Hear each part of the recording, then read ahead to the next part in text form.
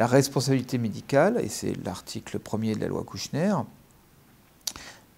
et l'article L1142-1 du Code de la santé publique, demeure fondée sur la faute. C'est-à-dire que le médecin ne répond, enfin le professionnel de santé en général, ne répond que de sa faute.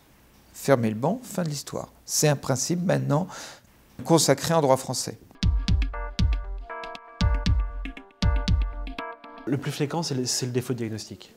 C'est le patient qui vient le voir pour un problème non identifié et le médecin généraliste ne réussit pas à identifier le problème et tarde à envoyer son patient ou vers un spécialiste ou vers un service hospitalier. C'est-à-dire sa gestion du généraliste, c'est vraiment le cas de figure le plus classique de mise en cause de sa responsabilité. Très souvent, où on voit les médecins généralistes mis en cause, c'est dans le cadre de pathologies qui sont également déjà prises en charge. C'est-à-dire un patient par exemple qui s'est fait opérer quelques jours ou quelques semaines auparavant, qui ne va pas forcément le signaler à son médecin traitant, ou qui va le dire de manière incidente, ou son médecin généraliste n'aura pas forcément l'idée de faire un lien entre la raison pour laquelle son patient vient le voir et l'intervention qu'il a subie quelques semaines ou quelques jours auparavant.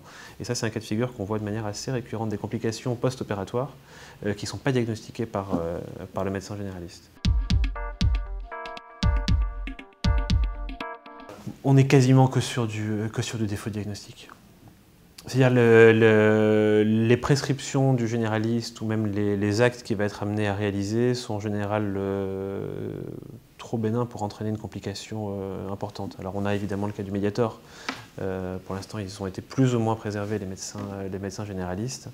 Mais il y a très peu de dossiers en cours sur des problèmes de prescription par un généraliste ou sur des actes réalisé directement par un généraliste. On est vraiment sur du problème de diagnostic pur.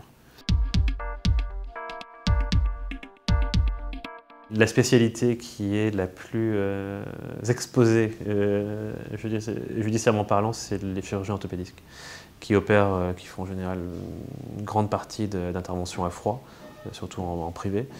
Et là, les patients ne comprennent pas qu'il puisse y avoir une complication. Et c'est le cas de figure qui va entraîner réellement le plus de contentieux sur tout type de complications, que ce soit de l'infection, que ce soit une mauvaise mise en place de matériel d'ostéosynthèse, que ce soit un défaut de positionnement. Enfin, il y a une multitude de complications possibles au cours du geste opératoire.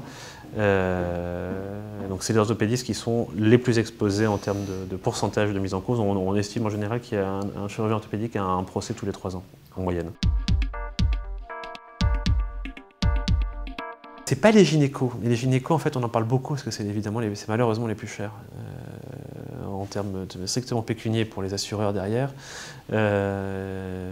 puisque quand on est sur des dommages qui touchent malheureusement des nouveau-nés, ils vont porter souvent des préjudices très lourds tout au long de leur vie qu'il va falloir assumer.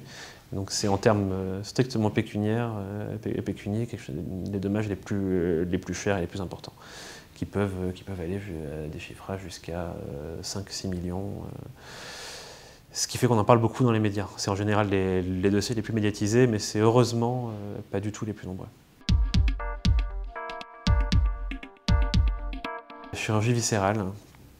Beaucoup de dossiers, donc on est toujours sur le même type de complications, hein, des plaies péropératoires, ce genre de choses qui vont entraîner des hémorragies, des risques infectieux. Vraiment le gros c'est chirurgie orthopédique et chirurgie digestive. Le reste est beaucoup plus marginal. En cas d'événement indésirable non fautif, et ça peut être un accident d'anesthésie, ça peut être à l'occasion d'une coloscopie, une lésion du côlon par exemple, ou d'un organe qui sera légèrement irrité par l'endoscope.